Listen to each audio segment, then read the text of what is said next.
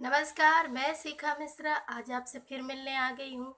आशा करती हूँ कि आप लोग सभी ठीक होंगे, सभी मंगलमय होंगे, ऐसी मैं कामना करती हूँ। आज मैं आप लोगों को नवरात्रि पूजा के बारे में बताने वाली हूँ। कैसे करें कलश स्थापना, घट स्थापना, कितने बजे है मुहूर्त, साथ ही 9 दिनों तक पूजा कैसे करें। इन सब के बारे में मैं आज आप लोगों को जानकारियाँ देना चाहती हूँ।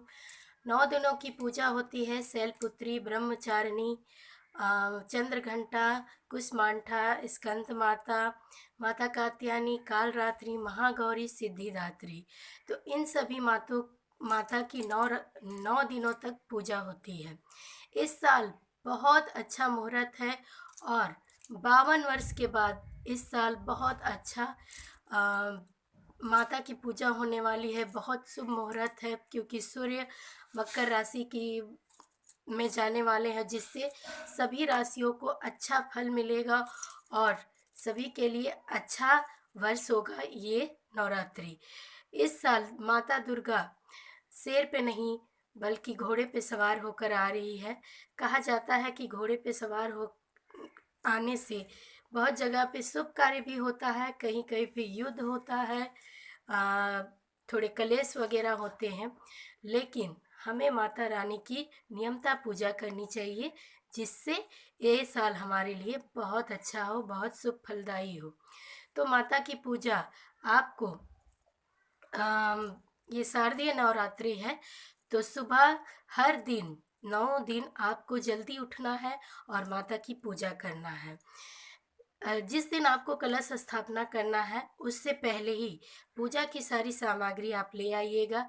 जो भी, जैसे माता की फोटो, चौकी, लाल कपड़ा, रोली, सिंदूर, चंदन, अक्षत, आम के पत्ते, कलश जिस पे हम जौ बुनेंगे, इसे खेती बोना भी कहते हैं। ये सारी सामग्री जौ आपको ध्यानपूर्वक से ले आना है। और जिस दिन कलश स्थापना है उस दिन आपको सबसे पहले सुबेरे जल्दी उठना है और उस दिन आपको अच्छी तरह से साफ सुथरे इस पूरे घर को करके, एक दिन पहले ही आप लोग साफ सुथरे घर को कर लीजिएगा। और उसके बाद दूसरे दिन, जैसे शैलपुत्री की ही पूजा उस दिन होती है और कलश की स्थापना होती है। तो सबसे पहले माता को अ, जैसे कि एक चौकी होता है, तो चौकी में आप अच्छी तरह से साफ सुथरे करके उस पे स्वास्तिक बना लीजिएगा। उसके बाद लाल कपड़ा बिछाकर फिर से स्वास्तिक बनाइएगा। उसके ऊपर माता रानी का फोटो स्थापित कीजिएगा, जिससे आपको अच्छा होगा। और उसके बाद कलश स्थापना के लिए अष्टदल बनाइएगा। मैं इस वर्ष आप लोगों को पूजा करके नहीं दिखा सकती क्योंकि मेरी फुआ का 2 दिन पहले ही देहांत हो गया है, जिसकी वजह से हम लोग इस घर में पूजा नवरात्रि नहीं रख रहे हैं। ये मेरा नैहर गांव है, तो हम लोग मैं इस वक्त नैहर में हूँ, तो आप लोगों को माता गौरी की पूजा करके तो नहीं दिखा सकती, लेकिन आपको मैं पूरे विधि विधान बताऊंगी कि कैसे पूजा होती है और क्या क्या किया जाता है। मेरी फुआ को भगवान उनकी आत्मा को शांति दे और वो जहाँ कहीं भी हैं वो हमें आशीर्वाद दे और हम आगे बढ़ें, ऐसे ही हम उनसे आशीर्वाद मांगते हैं। तो मैं बता रही थी कि आप लोगों को ऐसे करना चाहिए। उसके बाद जैसे कि आप लोग जिस कलश में मिट्टी का कलश होता है, जिस पे मट्टी रखी जाती है, उसके बाद उस पे जौ बुना जाता है, जिसे आपको जहाँ पे दुर्गा माता है उसके बगल में आपको दाहिने तरफ, नहीं नहीं, हाँ दाहिने तरफ आपको कलश को रखना है और बाएं तरफ दिया रखना है। जो कलश जो आप जौ बुनेंगे उसको मैं बोल रही हूँ। उसके बाद आपको एक अलग पीतल का कलश लेना है, जो कि पीतल का लोटा होता है। उस पे स्वास्तिक बनाकर जल, 5 औषधीय गुण और सभी को रख कर आपको उस पे माता रानी के बगल पे आपको उसको भी स्थापना करना है। उसके ऊपर नारियल रखना है, नारियल को मोली में बांध देना है। सबसे पहले जल देना है, औषधीय गुण सारे देने हैं, लवंग, इलायची, हल्दी की गांठ, सब कुछ आपको देना है। उसके बाद आपको ये आम के पत्ते 5 पत्ते, अगर आपके पत्ते ना हो तो अशोक के पत्ते दे सकते हैं। उसके बाद आप उसकी स्थापना कर दीजिएगा।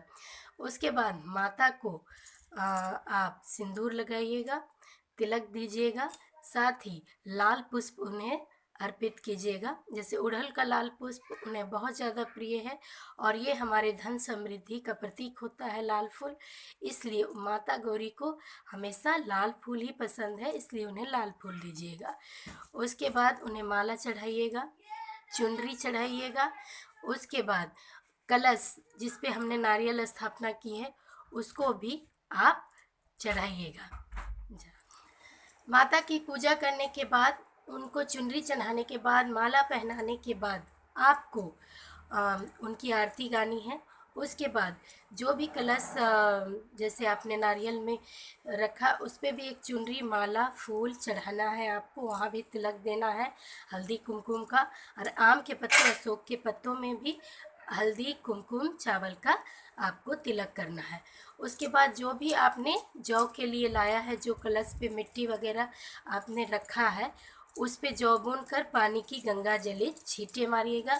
उसके बाद पानी की छींटे मारिएगा।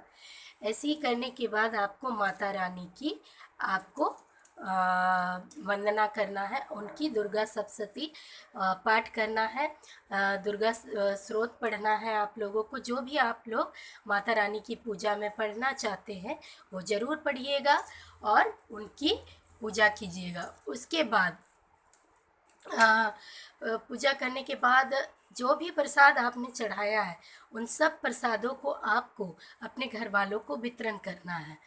जैसे आपका सप्तशती पाठ पूरा हो जाए और पूरा पूजा हो जाए, उसके बाद आपको वो प्रसाद सभी घर वालों के के जगह पे आप वितरण कर दीजिएगा।